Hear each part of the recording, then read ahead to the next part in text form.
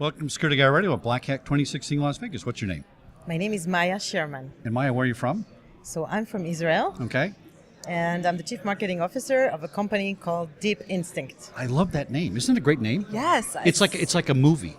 Absolutely. Deep Instinct It's 2. very mystic. Yeah, Absolutely. very mysterious. Now, what does Deep Instinct do? And you will understand the meaning of this name Okay. in a second. So Deep Instinct is the first company, the only one today, to apply a fascinating domain called deep learning to apply it to cybersecurity. Okay. What does that mean? So deep learning, what is that? Yeah. So deep learning is an advanced branch of artificial intelligence. It's a subcategory of machine learning, but it's very different from machine learning. And in fact, deep learning is a set of algorithms that is the closest to mimic the way our own brain learns to identify objects. Even Security Guy Radio's brain. Sorry? Even my brain, because mine's Absolutely. a little slow. I want to make sure. Even your brain Okay. learns Right. and is able to instinctively recognize objects or people, All right. even yours. Interesting. So once you've learned, learning is a process, but once you've learned, you instinctively recognize the things that you've learned before. And this is what we do and how we apply it to cybersecurity. How do you recognize a malware in real time, even if you have never seen it before? Well, let's talk about that, because people always say real time, and you and I have talked about this. It's not really real time. That's the industry definition. Yes. They're getting closer to real time. So Yeah. define real time for me with your product. Real time Meaning real time. means really real All right. time, less than a few milliseconds, Yeah. because it is done, as opposed to other solutions in the market, in a static way Okay. on the device. So there's no dynamic, there's no sandboxing, there's none of this. Now, she It's- said she's not technical. I but- know. She's But she I throwing am out not that technical. jargon. All right. So I get machine learning. I get artificial intelligence. I want to explain to you what is deep learning. Yeah, and deep learning meaning learning things that we don't see obviously on the surface. We're going beyond that. The That's main the idea. difference, this is the idea. In fact, the main difference between deep learning and machine learning is that when you apply machine learning to any type of domain, whether it be computer vision, language translation, text analysis, or cybersecurity, you need domain experts. You need people, humans, experts, to define what are the features that you need to look at. So these can be dozens of features, hundreds, even thousands, but still you define them. I'll give you a simple example. How does a machine recognize that on a picture there is a human face or not? Yeah. Okay. Okay, let's take this example. Simple one, right? So we would have an expert that would define a set of features. So you have two eyes, you have one nose, the average There you distance go. between the eyebrows is so and so, and you can have like this, even thousands of features, okay? Right. Now what happens if the picture that I put, in order to be recognized, is in profile and I'm hiding most of my face? Right. Would it recognize it's a face? Probably Probably not. not. Right. The difference between machine and deep learning is that this phase of feature selection does not exist in deep learning. Deep learning, you feed in raw data exactly like our brain. When you teach a little child to recognize a dog from a cat, do you give a set of features? Absolutely No. not. Oh, I've heard of this. Okay? Because your brain fills these things automatically. Exactly. So Yeah. Wow. I've heard of this.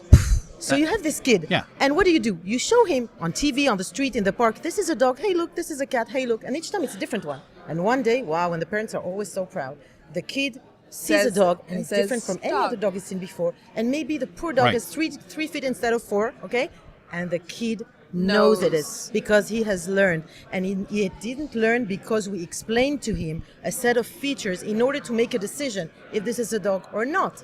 Yeah. But because you just showed him. And this is what we do at Deep Instinct. We That's train how an the artificial yeah, brain. That's how the brain works. So this is all. So- Is this based like on an artificial intelligence platform? Yes, it's an artificial brain. An So artificial instead of training us or children or whoever saying this is a human face or this is a dog or this is a cat, we have an artificial brain on which we train hundreds of millions of files. And when I say files, I mean any type of file. Okay. So it can be an APK Android, it could be a PDF file or any Office file, it can be an executable file because it's domain agnostic, like our brain. We receive information that is not pre-processed, that That's is right. from different That's formats. right. So we don't, and it's not because we're studying each type of file. It's exactly because of the opposite. Because we don't care which type of file. So we train it. Now we don't say this is a human face or this is a dog. We say this is a malware and this is not a malware. So how are And we companies train it. utilizing this technology or platform and artificial approach Okay. to securing their company from a cyber? So it's exactly the way our brain works. We have the training phase and we have the prediction, the instinct phase. So the prediction phase happens in our premises. The training phase happens in our premises. We do the training, so the artificial brain is learning on hundreds of millions of samples, half of them being legitimate, half of them being malicious. Right. The output of this training is the instinct. The instinct part of our name is the prediction model. It's a copy of a trained brain. It's already trained. And you provide this to the customers. This is what we give them. We give them the instinct. The training phase happens in a deep instinct, and what we give to the customer is the instinct. See, this is brilliant. This is how you're able to look at. It's like predictive analysis of attacks. You can look at a bunch of tails, and that's an elephant tail, and that's a dog's tail, and that's a cat's tail. Your brain just sees a piece, but can reconstruct an image of the entire thing because you've learned what all the parts look like. So even if your machine sees, three-quarters of a face or a quarter of a face, it's a face. And now if that part of that face shows up somewhere else, it all puts it together and learns, that is Chuck Harold's face. Exactly. Yeah, So that very you've interesting. given the best example. We always give this example of, I show you a picture of a dog. You say with 100% confidence, and in real time it's a dog. Now I change 5, 10, 20% pixel of the picture.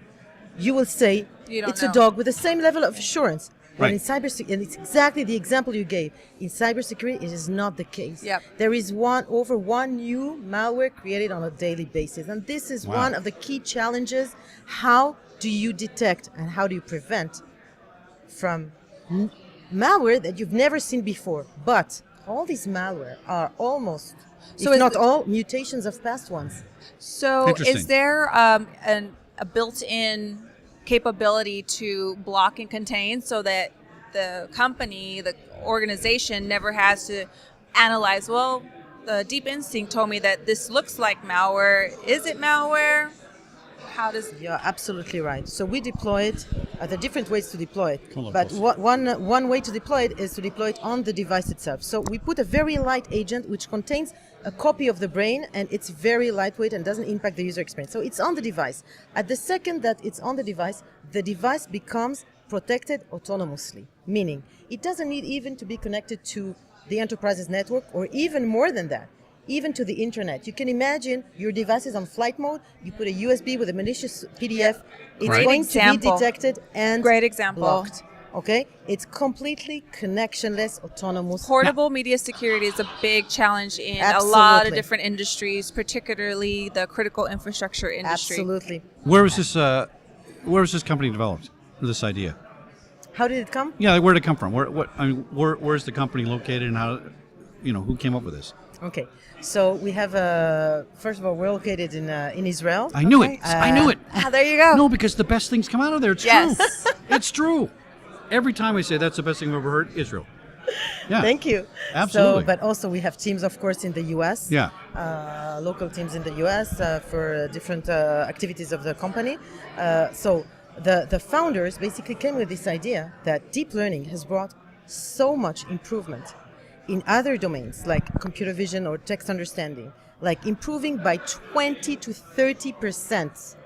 Okay, the level of Yeah. understanding a content of a picture or understanding a text, that they thought, why wouldn't we do this for cybersecurity? Of course, this requires two levels of very high skills.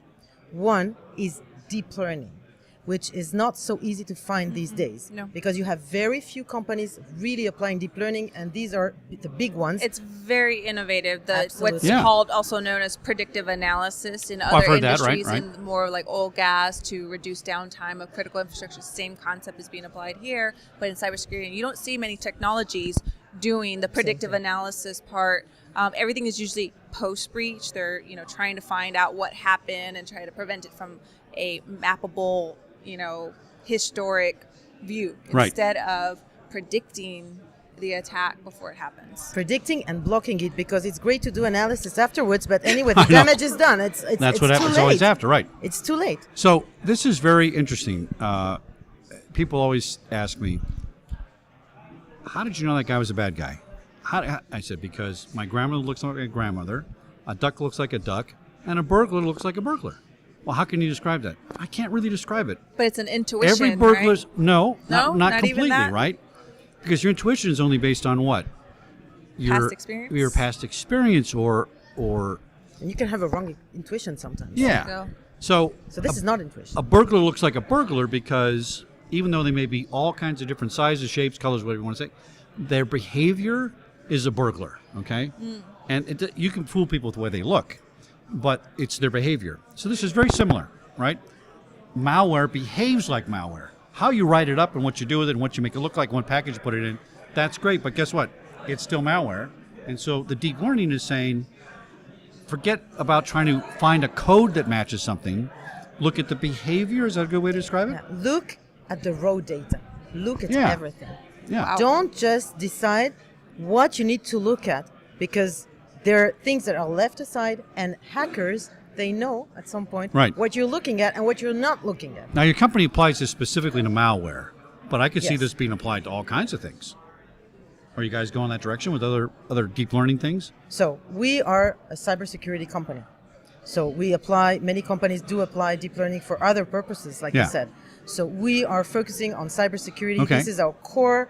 And I was talking about the type of people that we have in the company. So we have, of course, the deep learning guys, the scientist guys. Yeah. But we also have the Israeli cybersecurity There you go. specific skills that we Specific have. skills. Specific I skills know. I meant to love be More it. than named. specific skills. I mean, know. very unique That's code. skills, and Code word. together this is so really it's important to state that we are a cybersecurity Yeah. company. Excellent. And today we're dealing with malware related to files, but we have roadmap, we have many other projects, but always in the domain of how to better protect enterprise, how to detect attacks that we've never seen before, detect them with the highest level of accuracy, and detect them in a way that we can also block them. Now, you know, we've been talking about malware this whole conference, but I really haven't defined it for our listeners. No, I don't think so. So, because I have to define this for my, my sisters or somebody that don't understand all the technology.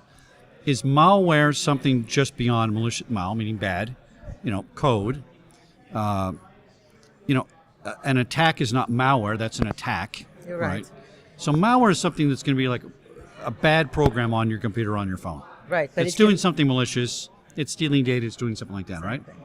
Exactly. But an attack, there are different types of attacks. Right. So an attack can be specific malware that behaves in a certain way. It can be, a ransomware, or it can be a phishing, or it's still an attack. If you So boil an it down, attack is- malware is software, more or less. Basically. Yeah. Okay. Basically, I mean, it's much more complicated. Yes. Than that. Okay. Yes, So, absolutely. are you detecting it after it's on my device, or are you trying to catch it before it gets there? No, we don't try to catch it. We catch it before it's on the device. And before where are you it finding it? executes. Before it executes. Yeah, but where do you find it before it gets on the device? Where are you identifying it? So we're identifying Sitting it. on the web, or sitting on a guy's, some bad guy's website, or what?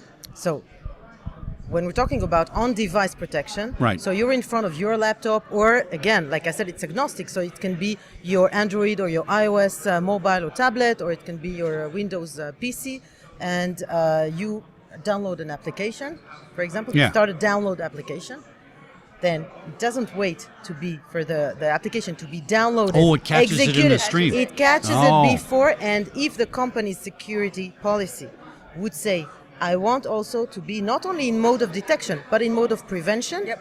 then Right. Contains just it, you will removes never, it. you will not be able to download it. Exactly like I gave the example of the flight mode Yeah. with the PDF, malicious PDF. Right. You will not open it. It would not be on your laptop. It will not be there.